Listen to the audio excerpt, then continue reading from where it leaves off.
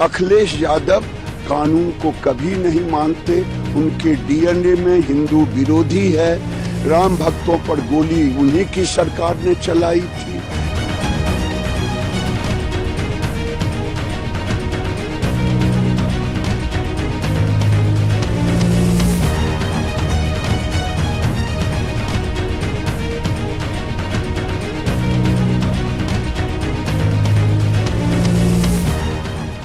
हिंसा की आग में सुलगे संभल में फिलहाल सन्नाटा पसरा हुआ है। इसी खामोशी में 24 तारीख को हुई हिंसा के जवाब तलाशे जा रहे हैं। ऐसे में संभल हिंसा के दौरान जिस तरह नाकाबपोशों ने पथराव और फायरिंग की थी, उससे तो साफ हो गया था कि इस हिंसा के पीछे सुनियोजित साजिश थी। लेकिन अब जो खुलासे हो रहे हैं वो काफी हैरान करने वाले हैं। नमस्कार, आप देख रहे हैं जनतंत्र टीवी का डिजिटल प्लेटफॉर्म और मैं हूँ आपके साथ प्रेरणा द्विवेदी।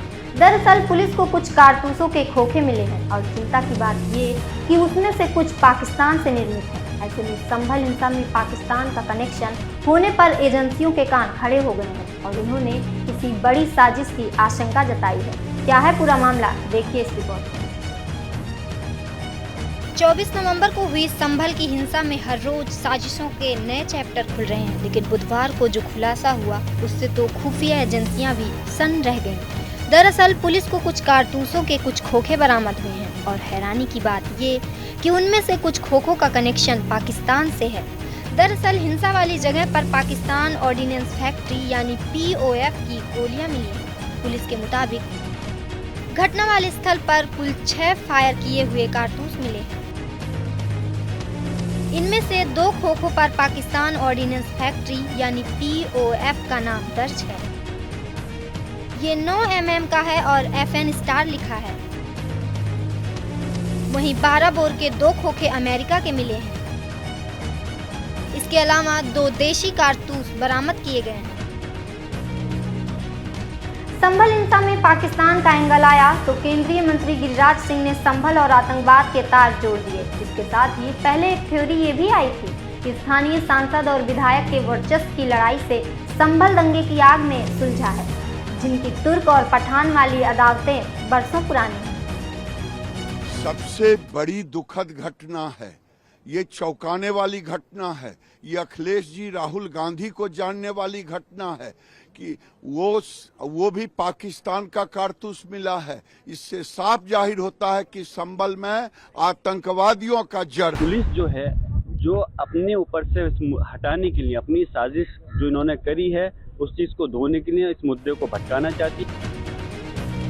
संभल हिंसा को लेकर सड़क से लेकर संसद तक संग्राम मचा हुआ है। पाकिस्तान एंगल आने के बाद विपक्ष खुफिया एजेंसियों की नाकामी का मुद्दा उठा रही है, तो बीजेपी कह रही है जांच होगी और किसी को बख्शा नहीं जाएगा। बता दें कि बीजेपी सांसद और केंद्रीय मंत्री गिरिराज सिंह ने संभल जा रहे राहुल गांधी पर हमला बोलते हुए कहा कि संभल में पाकिस्तानी कारतूस मिले हैं, वहाँ आतंक का गढ़ है। वहीं सदन में अखिलेश यादव द्वारा संभल हिंसा को लेकर दिए भाषण पर कहा कि अखिलेश यादव सदन को गुमराह कर रहे थे। उन्होंने कानून की धज्जियां उड़ाई। ये मुस्लिम वोट के लिए कुछ कर सकते हैं, उनके डीएनए में हिंदू विरोधी है। कोर्ट ने दूसरे पक्ष को सुने बगैर उसी दिन 19/11/2024 को सर्वे के आदेश दे दिए। ताज्जुब की बात है संभल के जिलाधिकारी संभल और पुलिस अधीक्षक संभल आदेश को पढ़े बगैर 2 घंटे के बाद सर्वे के लिए पुलिस बल के साथ शाही जामा मस्जिद पहुंच गए। जामा मस्जिद की कमेटी, जनप्रतिनिधि, उलेमा इकराम, सभी अधिवक्ताओं ने सहयोग दिया। अखिलेश यादव सदन को गुमराह कर रहे थे, सदन में सरासर गलत बोल रहे थे।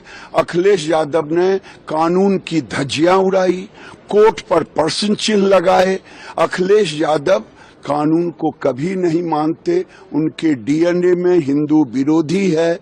राम भक्तों पर गोली उन्हीं की सरकार ने चलाई थी, इसलिए वो मुस्लिम वोट के लिए कुछ भी कर सकते हैं। 2 दिन पहले प्रयागराज में हिंदू लड़के को लब जिहाद में काट दिया गया, मुसलमानों ने काटा, जादव समाज से था, वहां नहीं गए। ये उनके डीएनए में। सरकार मामले की कड़ी कार्रवाई कर रही है तो विपक्ष से साजिश बता रहा है। मैंने ये तो सुना था कि उत्तर प्रदेश की पुलिस साजिश में बहुत माहिर है, लेकिन ये उम्मीद नहीं थी कि इस हद तक ये लोग गिर सकते हैं कि एक जनता के साथ में इस प्रकार की साजिश रच सकते हैं कि उनके पास में वहां के हथियारों में। संभल में पाकिस्तानी कारतूस का मिलना सुरक्षा एजेंसियों के लिए चिंता का विषय है। ऐसे में सुरक्षा एजेंसियां अलर्ट मोड पे हैं। अब सवाल ये उठ रहा है कि संभल हिंसा की साजिश पाकिस्तान में रची गई थी। अगर हाँ, तो अब एक और सवाल उठता है कि क्या पाकिस्तान भारत के हिंदू मुसलमानों को आपस में लड़वाना चाहता है। अपनी राय कमेंट में जरूर दें।